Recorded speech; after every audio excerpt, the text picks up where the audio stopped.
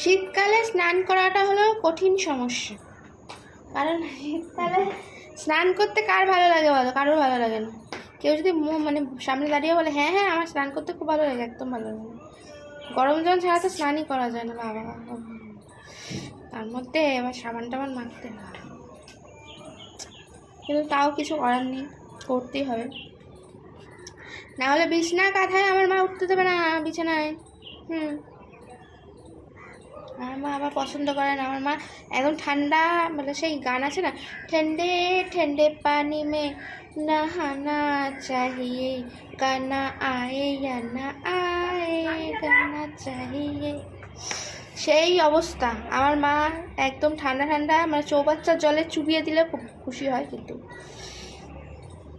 আমার মাও নিজে করতে পছন্দ করে, গরম জল একদম পছন্দ করে না, সকালে পেট গরম হয়ে যাবে, শরীর গরম হয়ে যাবে, কিন্তু তাও আমি করি। টাটা।